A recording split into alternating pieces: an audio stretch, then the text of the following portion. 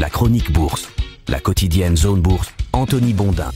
Bonjour et bienvenue dans ce point de marché Zone Bourse du vendredi 29 août 2025. Ça s'appelle les droits de douane. Quels droits de douane ? Si tout se passe bien, le mois d'août 2025 devrait afficher un bilan globalement positif pour les marchés actions. Il sera même très positif en Chine continentale, on va en reparler un petit peu après, très positif aux États-Unis et positif en Europe. Parmi les rares exceptions, on a quand même le marché français dont le destin haussien reste en balance au matin de cette dernière séance mensuelle à cause d'une probable crise gouvernementale de rentrée. On en a déjà parlé tout au long de la semaine. Dans l'ensemble, les investisseurs abordent un mois de septembre qui est historiquement plus difficile dans d'assez bonnes dispositions. Le S&P 500 américain, qui est l'indice le plus connu du monde, vous le savez, est au zénith après un saut de puce de 0,3% hier soir. Aucune des calamités promises il y a quelques semaines ne s'est concrétisée aux États-Unis, ceci explique cela. Il n'y a pas eu de sortie de route économique, pas d'hyperinflation, pas d'effondrement des échanges commerciaux, bref, rien de ce qui semblait être catastrophique il y a encore quelques mois. Mais on a quand même beaucoup de points de tension qui perdurent. Je vais citer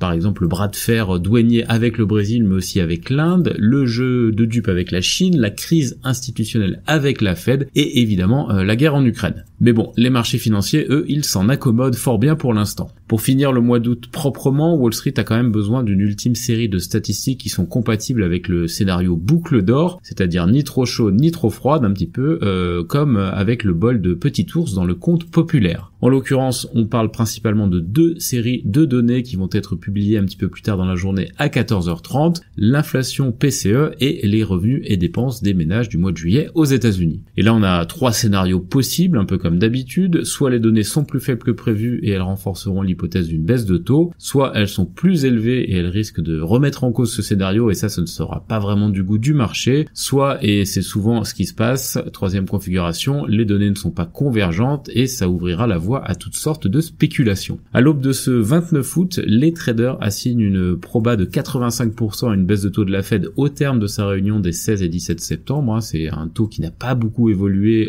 depuis quelques jours. C'est une position qui est partagée par le gouverneur Christopher Waller, qui est l'un des candidats Trump compatibles à la présidence de la Fed l'an prochain. Il a discouru en ce sens hier et il a appelé à d'autres baisses de taux par la suite. Pendant que la machine a pronostiqué justement les taux tournent à plein régime, la situation n'avance guère sur le front de la guerre en Ukraine. Le chancelier allemand Friedrich Merz juge peu probable qu'une rencontre entre Volodymyr Zelensky et Vladimir Poutine se concrétise. Cette déclaration a eu un impact sur les marchés puisqu'elle a fait remonter les cours pétroliers. On va quand même noter toutefois, puisque c'est un peu l'heure du bilan mensuel, que l'or noir devrait terminer août en net repli après avoir subi de gros dégagements à la suite du rabibochage supposé entre les États-Unis et la Russie. C'était en Alaska en milieu de mois, je vous le rappelle. On va faire une petite digression sur les indices qui ont connu un mois d'août face, puisqu'il y en a un qui se distingue particulièrement, c'est le CSI 300 chinois, l'indice principal des places boursières continentales chinoises de Shanghai et Shenzhen. Il est souvent cité avec le Hang Seng, qui est l'indice de Hong Kong et qui est aussi la vitrine des entreprises chinoises mieux connues des investisseurs internationaux, mais c'est bien la Chine continentale qui est en train de briller et qui revient en grâce dans les cercles financiers. Bon, évidemment, le gain de 10% au mois d'août n'y est pas étranger, d'autant qu'il propulse le CSI 300 au plus haut depuis 3 ans et demi.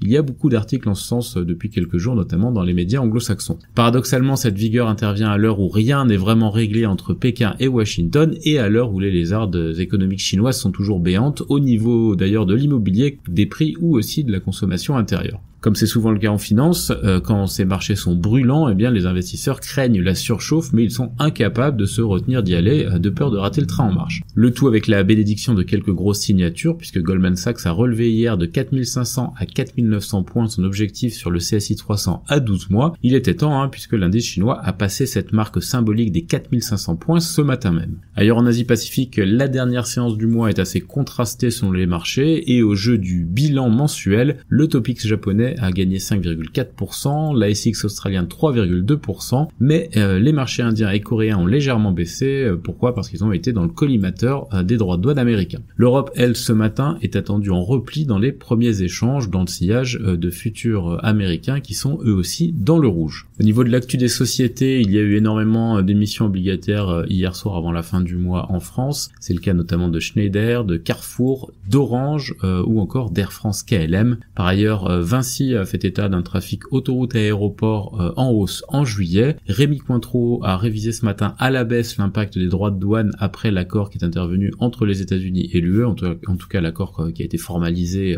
ces dernières heures. Plastivaloir a revu ses objectifs en hausse. Gensight et Coeris ont annoncé le report de la publication de leur semestriel. On a aussi quelques actus sur des small caps comme Dontnod, Atari, Eagle Football, Metavisio ou encore Acheter Louer. Ailleurs en Europe, la méforme de Novo Nordisk devrait pousser le Danemark à revoir à la baisse ses prévisions de croissance, a appris Bloomberg. Unicredit a porté sa participation dans Alpha Bank à environ 26%. En Suisse, Amrise demande à ses actionnaires de rejeter l'offre publique d'achat de TRC Capital. Diageo va fermer son usine d'embouteillage canadienne au cours de l'exercice 2026. Côté italien, Telecom Italia et Iliad ne devraient pas rapprocher leurs activités dans le pays. En tout cas, les discussions sautent au point mort. On a aussi eu les résultats de CD Projekt hier, ainsi que ceux de CPI Property, Ackermans ou la compagnie financière Tradition. Côté Amérique du Nord, il y a aussi eu pas mal de publications hier soir. On a eu des sociétés qui ont bien publié, avec des fortes hausses post-clôture, notamment Ambarella plus 20%, Irene plus 13%, Autodesk plus 10% et Ulta Beauty plus 4%. En revanche, déception du côté de Marvel, moins 11% et de Dell, moins 5%. Caterpillar a revu à la hausse ses estimations concernant les droits de douane, l'impact des droits de douane pour 2025 en portant cette estimation à 1,8 milliard de dollars. Johnson & Johnson abandonne le développement d'une combinaison de médicaments contre l'arthrite après l'échec d'un essai clinique. Nike va supprimer des emplois administratifs dans le cadre de ses efforts de redressement. Kimberly-Clark va payer 40 millions de dollars pour avoir vendu des blouses chirurgicales falsifiées